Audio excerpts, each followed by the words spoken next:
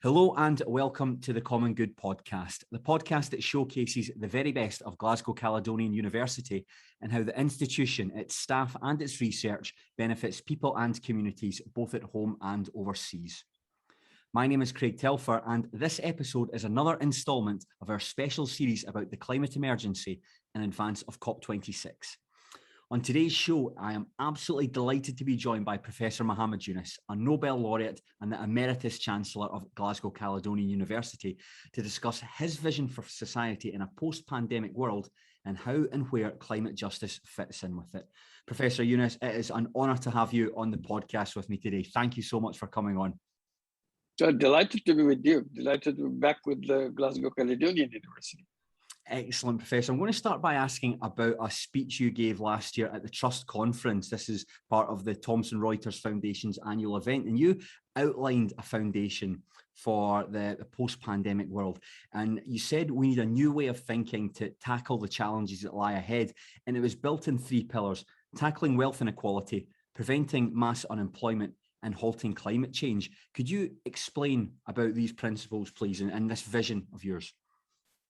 Yeah, what we're trying to draw attention to is that the world is at the verge of the extinction because of major issues, mega issues. We have to pay attention to these mega issues. And these are the crises which are created by the present system, the way we work, the way we think, the way we build institutions. So we have to go back and make sure that we undo this and create a new system. I repeatedly emphasized, if we go by the old road, we'll always end up at the old destination. And in our case, old destination is not a happy destination. Mm-hmm. It's almost like a suicidal path that we are following. So in order to avoid that suicidal path, we have to create a new destination. We have to imagine a new destination, define a new destination, and then build new roads to go there. Old roads will never take you to new destination. In order to go to new destination, we have to build new roads. That's the emphasis. And during the pandemic, now that everything slowed down or stopped, economy has collapsed, I said, this is a good time because nothing is functioning. So you have to build them to start functioning again. Don't start the old engine again. Build a new engine and start with the new engine. So I said the present decision should be no going back. We don't want to go back to where we are coming from. Mm-hmm. We want to go in a different direction, to go to a different destination. So this is the whole purpose of this period. And the COVID is a kind of a massive crisis for the whole humanity, mm-hmm. but at the same time is a super opportunity for all of us to start a fresh start. You used the word there, Professor Yunus, suicidal path. Do you believe things will be that bad if we keep on continuing this road that we're going down? Well, that's what everybody is coming to the conclusion because IPCC report on the climate change, they already told we have hardly 20 years left to get to the 1.5 degrees Celsius temperature. And 1.5 degrees Celsius means we are in the red zone of our existence. We have very little chance to undo and reverse the process. So if it is 20 years, in the global scale, 20 years is nothing. It's like a split second. It will come and disappear very soon. So urgency, what I was emphasizing, the urgency of fixing it. Otherwise, we are destined to get extinct. And human beings are almost marked as an endangered species on this planet because of the global warming. Mm-hmm. So this is nothing but suicidal path. This is the direction we are coming. Our last station is coming very soon. That will be the end of the story. And then another massive way we are destroying ourselves, destroying the human society, is a massive wealth concentration. All the wealth of the world is concentrated in very few hands. A very small group of people, they say 1% of the human population, owning 99% of the global wealth. And the remaining 99% of the people have to do with 1% of the wealth. Mm-hmm. And this separation from the people and the wealth. People are in the bottom of the income scale, and the wealth is in the super height of the income scale and almost in the outer space, held by few people. All the wealth, 99% of the wealth out there. So, and that distance between people at the bottom and the wealth at the top is increasing in every second. This is untenable situation completely. The whole system will collapse. People have nothing. And we are talking about something that assuring people that everything will be okay. Everything is not okay. It will explode. This is a ticking time bomb. This is number two. Number three is the massive unemployment created by the artificial intelligence. I said everything in the world where human beings are involved in creating and producing and so on will be taken over by artificial intelligence. And there will be no role left to human being to play anymore because artificial intelligence will take over all kinds of roles. I said, then what will be the fate of the human beings? They will be the garbage on this planet, the waste material of this planet. And this is the way we end up ourselves. This is another suicidal path. And then we say, I was trying to point out with the global warming, said that our house is burning and this fire is getting worse and worse. But inside that burning house, we are having a celebration. We're having a party, celebrating our successes and growth, economic growth, and the fourth industrial revolution, and all the technological miracles that we are coming up with. I said, this has no meaning because whatever celebration you're making, the house will not exist. You will not exist anymore.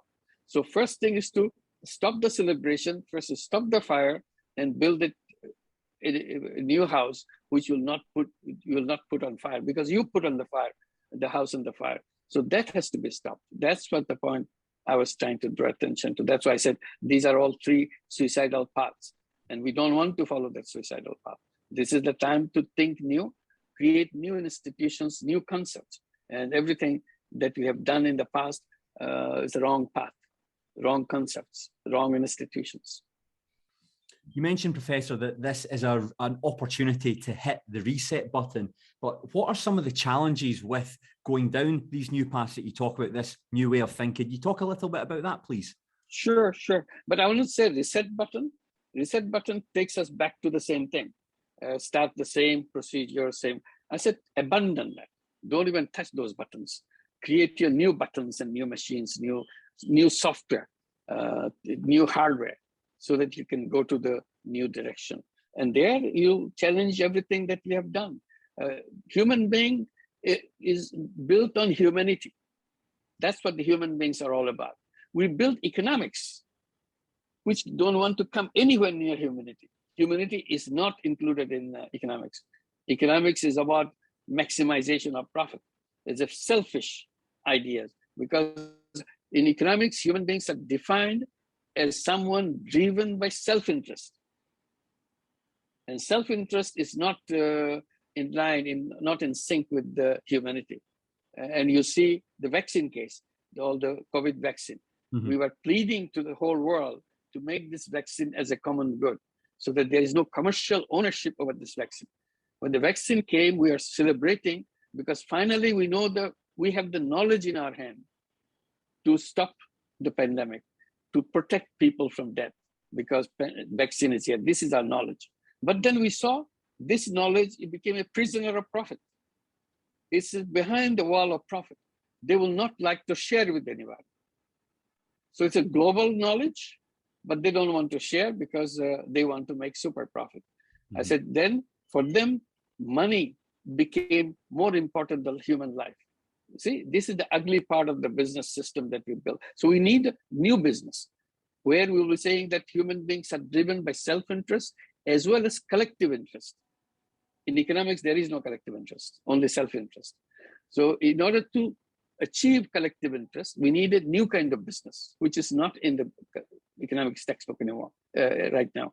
So we add that new business. This is a business to solve problem rather than make money for yourself. Mm-hmm. So this is a business, a non-dividend business to solve human problems. And we call it social business. So in that business, once we introduce that, this is a new paradigm of economic ideas. The concept is different. Human being can work both ways. It can make money, and the same person can also change the world by creating social businesses without taking any money out of it. And we can create social business pharmaceutical companies. to deal with the pharmaceutical companies, which is just getting crazy about making money and not figuring out or not caring for people's massive number of death of people and suffering of people. So we create social business pharmaceutical company. We bring vaccines in an affordable way and share this knowledge with everybody, so that our purpose is not making money from the pharmaceutical company or the vaccine company. Our purpose is to save people's lives. And we produce drugs, medicines for people in an affordable way, so that they don't have to give an arm and a leg to buy medicine, to have the healthcare. So we produce those things from a social business pharmaceutical company. People ask me, why should anybody do that? What is in there for them? I said, well, this is because you are coming from the old world, which has only profit maximization in your picture. In our new world, there's a different kind of thing. In this world, we'll see making money may be happiness by pursuing maximum profit.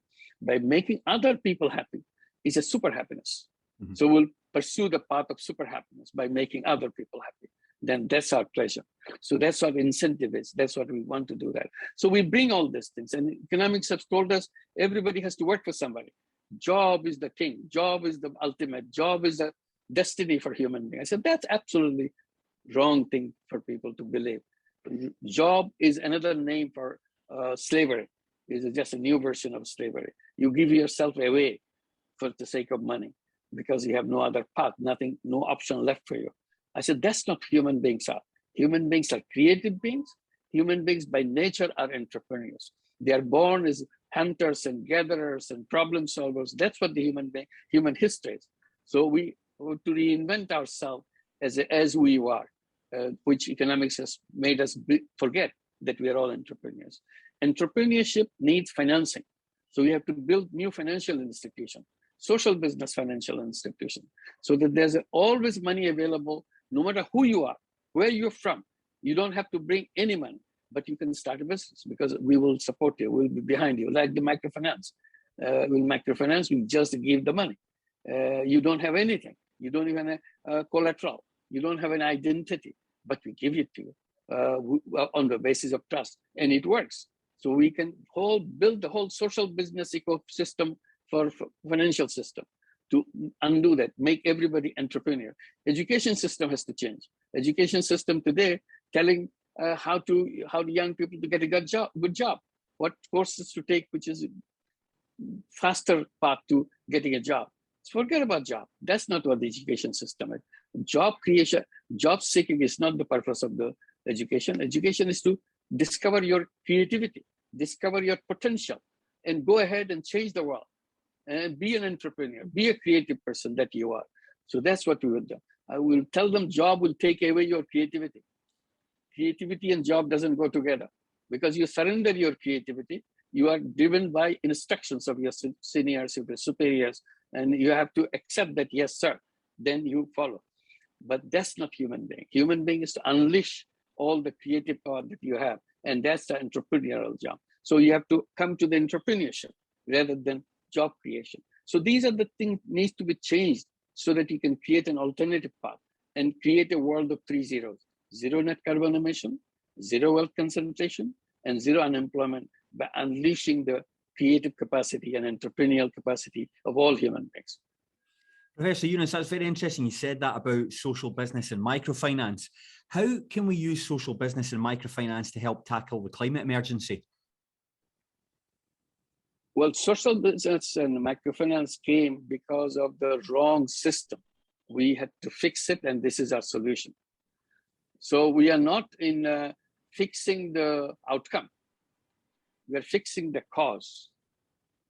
So what you suggested is fixing the outcome, make them livable. I said, no, this is not the question of livable. We abandon that. Those paths we don't want to follow. We want to make sure it never happens. This is not a mitigation issue. Mitigation is to live somehow with all the problems that you have. We don't want to do that. Then you're accepting it. The moment you accept it, you're going back to the old roads. Old roads will take you to the old path and old destination. We don't want to go through the old path. We want to build new paths. The question of mitigation will not arise. First, we'll stop the fire. of the house. Mm-hmm. So the fire will not be there. So the question of living with fire will not arise. So that's not our solution. Our solution is stop the fire first, even if you have to abandon your celebrations and so on. But this is it. This is your creation. You have to fix it yourself. There's no other person to fix it. So this is how I would look at it. How then, Professor, do we abandon these structures that have been in place for centuries, these conventions that we followed for such a long time? How do we abandon that then and start going down a new path? If they are killing us, if they are burning our house, you still want to keep them? No. I mean, this is something emotional tie you created. But that emotional tie, when it is killing you, they are the killers. So why should I keep it? If fossil fuel is killing me, do you want to still keep the fossil fuel? Because so many people are having jobs and so on. This is a silly argument. Something which is a poison, not for me and not for you, for the entire world. And it's still just because it was there, just because some people have jobs in that, some people are enjoying their cars with the fossil fuel, we have to keep it. So poison is poison. We have to abandon that. It's as simple as that. Urgency and clear decision is the most important thing right now. Mm-hmm. If you are not going for the urgency, we are finished. That's why I was giving I was quoting the IPCC observations. We have only 20 years left, 2040, that's the end limit. And we are talking about 0 by 2050, this 0 by 2050, that. Will we see the 2050? Will we be there? So whatever has to be done now. Now, one little thing is more important than 50 different things in 2050 where it will not exist. So that our time is very limited. And every second right now is more valuable the second coming next time, next moment. So we have to make use of that. So this is the direction. So we have to be very bold, ruthless in changing, abandoning things, bad things that we have been doing. Fossil fuel is a bad thing, plastic is a bad thing, and massive agricultural waste with the cattle farming will be something that we have to check. So we have to be very ruthless and very clear. This is because patient is dying. You can say that, okay, don't make an amputation or not do this. That's not time for that. If you want to save it, this is what you have to do if it looks even harsh at times. But we have a good alternative. It's all known. The funny thing is, the problem is known. Global warming is known. Nobody debates about that. And urgency is, some people may debate a little bit, but it's there. It's already recognized. Wealth concentration is very clearly established. Even during the pandemic, massive number of people, billions of people, lost their income, lost their livelihood, and went down. During the same period, people at the top, that 1%, had trillions of dollars worth of new wealth. See, this is the way system works. So we have to build a new system where they will bring the wealth to the people. And wealth and people always stay together, not separated from each other ever. We can build that system. It's a question of making a decision. It's not something unknown. It's not something God has forbidden that. No, simply we made faulty decisions, faulty institutions. We created that problem. Wealth always ran away from people. And people of that. Why we create financial institutions in such a way that money always chasing big money. So if you have big money, more big money come to you. And you still have bigger money and more bigger money come to you. And if you don't have any money, you have no money. So bulk of the people are in the category of no money people. So they remain there and the other people chasing money and go up in the sky and so on. So that has to be changed because we'll be changing the financial system. We'll be having social business financial system. We do the banking not to make money for ourselves, but to make sure the wealth is distributed properly so that everybody enjoys the touch of the wealth. It's wealth and people be in touch with each other. So that's the kind of thing. So these are the things that we have to make decisions about, and very critical decision. This is a very critical time, and COP26 hopefully will make those harsh decisions. That leads me nicely on to my next question, Professor. I was going to ask you about COP26. What are your hopes for the event? I'll hope that people will start talking about the urgency part of it, that not going around the bush, kind of soft pedaling, leaving everything for 2050. You bring a problem, okay, 2050 everything will be fixed. Neither you will be there, not I'll be there, nobody will be there 2050. So we are all clear. I said, no, I want to see it now. And that's why young people are very important. Young people who are marching on the streets saying that their parents have stolen their future because they are left with the world which they have no future at all because of the bad decisions taken by their parents. And what happens to the grandchildren? If children are complaining about stealing the future, is there any kind of future left for the grandchildren? None. So we have to make sure this is. So one quick, good, strong decision has to be taken in COP26. All the fossil fuel, all the coal must stay under the ground. Don't even touch it. Stop right now. Don't say, well, it will take 10 years or it will take 20 years, 50 years to do that. We don't have 20 years. 20 years, we're in the red zone. So we have to shut off the tape and say, this is it. You'll have trouble. You have some of the planes will not fly. Some of the cars will not run, but we will survive and we'll have fresh air, clean air for ourselves. So these are the kind of decisions. Very simple decision. As I said, we know the problem. We know the solution, but we don't want to do it because you're so comfortable with this. Comfortable because we don't know what's coming up. Comfort is not what will save us. We have to sacrifice to make things happen. And then everything will start happening. When we start feeling the need for a new fuel, now I hear biofuel is coming for the aviation fuel as a biofuel, and this is coming. And renewable energy is coming. Even in Bangladesh, we created solar energy company to replace kerosene in the homes of the people so that they have a clean energy with the solar energy. It's all possible. Simply, you have to make up your mind that we don't want to go to the fossil fuel. And then 86% of the contribution to the global warming is coming from fossil fuel. But merrily, we're flying around, we're driving around, doing everything. So 2050, they will fix everything. Today, we are okay. That's not okay. And boldly, COP26 has to say that we're not okay. We have to stop the fire. And we have not much time left. We have to shut down things, not gradually, not slow down. Slow down is a very, very mischievous word. Slow down means you're not doing anything. Gradually, we'll do that. That means will not do anything. You have to be done, date is fixed. That has to be brought to zero. That's it, as simple as that. And it's a unanimous decision. We have to protect our house. We don't allow fire burning in any corner of this house. Then it will flare up again. So we have to make sure there is no global warming happening anymore and see how we can fix it up. How confident are you that the world leaders meeting at COP26 can put this sort of thing into action? I don't believe that they will do that because that's not what the history has says. But you have to bring up the voice. That's where the voice of the young people is very important. Voice of the people who are insisting on coming to the zero net carbon emission, very important.